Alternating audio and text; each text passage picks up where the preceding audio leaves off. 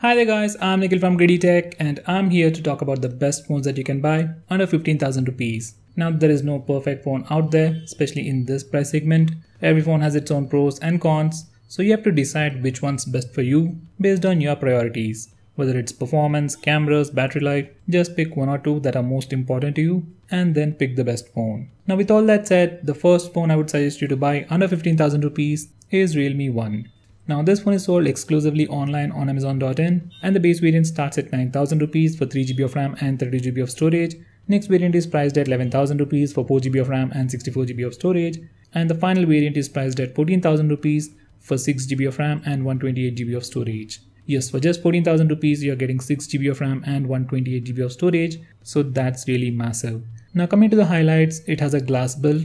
It has a 2.5D curved glass on the back with some light artwork, which looks really cool when it reflects light. Nowadays, most of the phones have the regular same build, and among them, this phone definitely looks very unique. Now going on next, it has a 6-inch Full HD Plus display, a dedicated SD card slot.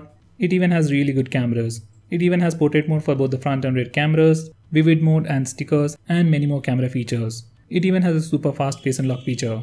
It is probably the fastest phone when it comes to face unlock in this price segment. Now coming to the performance, it sports a Helios P60 processor, which is once again the best in the price segment. Now going on next, it even has the best audio experience on the headset, and finally, it weighs just 150 grams. Now there are other phones in the same price segment which are actually pretty good, but they're all heavy at 180 grams. But this phone, with all its goodies, weighs just 150 grams. Now those were all the best things about this phone. Now let's look at the cons. Now first of all, the biggest downside with this phone is the lack of a fingerprint scanner. Yes, this phone simply doesn't have a fingerprint scanner. I think lack of a fingerprint scanner is going to be a huge deal for Realme 1 users, but considering the other good things that we get at the price, I think we have to compromise a little.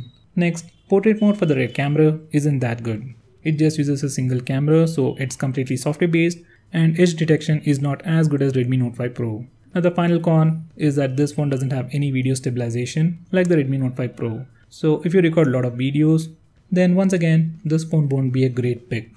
Now coming to my recommendation, I would suggest this phone to everyone. If you want more performance, good cameras, more storage, software features, and if you're a normal user, I will definitely suggest you to get this phone. It's definitely a great value for money. Now coming to the second phone in the list, it's the Redmi Note 5 Pro. This phone is sold exclusively online on Flipkart and Mi.com, and base variant starts at 15,000 rupees for 4GB of RAM and 64GB of storage.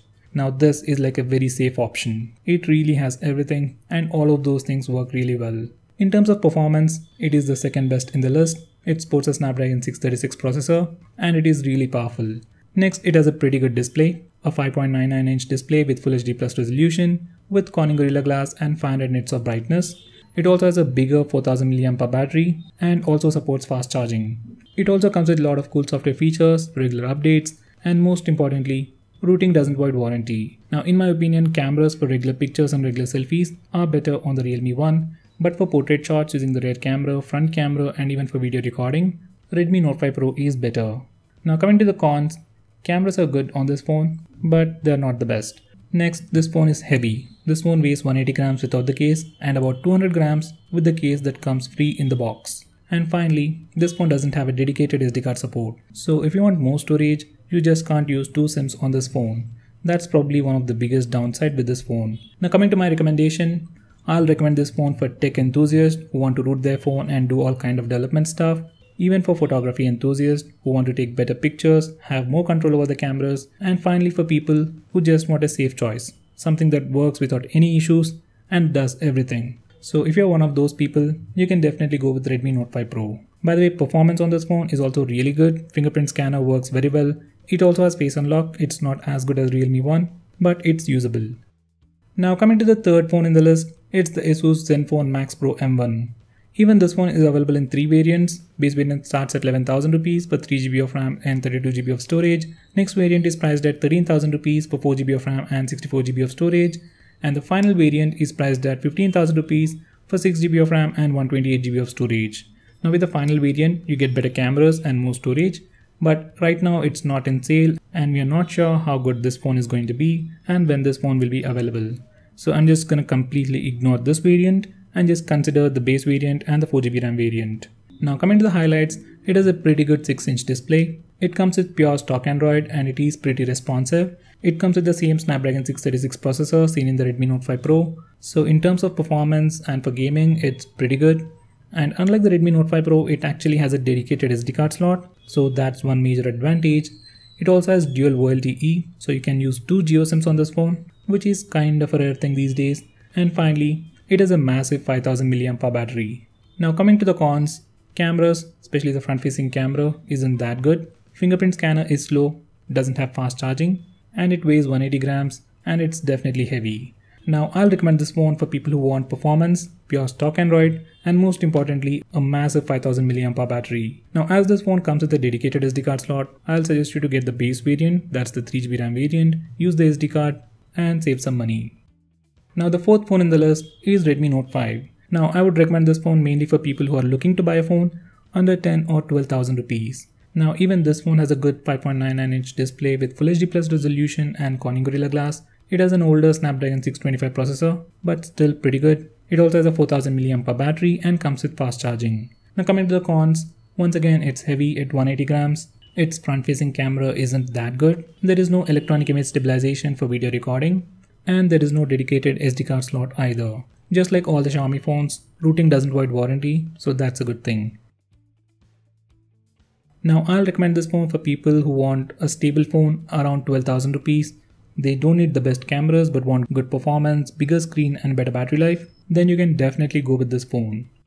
Now the next phone in the list is the Honor 9 Lite. Now this phone starts at 11,000 rupees and it's sold exclusively on Flipkart. Now coming to the highlights, it has dual camera setup on the front and rear. Cameras are good, especially the front facing camera is really good and it does take some great portrait shots using both the front and rear cameras. Just like the Realme one, it has a complete glass build. It has a 2.5D curved glass on the front and back. It is small and lightweight. Now coming to the cons, once again there is no dedicated SD card slot. In terms of performance, it is good but not as good as the competition. Rear camera isn't that good and there is no electronic image stabilization while recording video. Now coming to my recommendation. Now if your budget is strictly around 11,000 rupees and you want a smaller phone that weighs less with good cameras, especially for selfies and portrait shots, you can definitely go with this phone. At this price, I'll suggest you to go with Realme 1. It offers you a lot more performance, better battery life, in a way good cameras, and a dedicated SD card slot. Next we have Redmi Y2, which starts at just 10,000 rupees and it's more like the mini version of Redmi Note 5 Pro. It has a dual camera setup on the rear, a wide angle selfie camera on the front, a Snapdragon 625 processor just like the Redmi Note 5, but a smaller battery and just HD Plus resolution. And it also comes with a dedicated SD card slot. So if your budget is strictly around 10,000 rupees and want the best of everything including a fingerprint scanner, then you can go with Redmi Y2. The only major con with this phone is the display resolution, and that won't be a problem if you don't play a lot of games. Next we have Vivo Y83, which is priced at 15,000 rupees for 4GB of RAM and 32GB of storage. Now unlike all the previous phones I've talked about, this phone is available both online and offline at the same price, and the main highlighting feature about this phone is its display. It has a 6.22-inch HD Plus display with a display notch. So if you want to buy a phone offline with a display notch in this price segment, this is the best choice.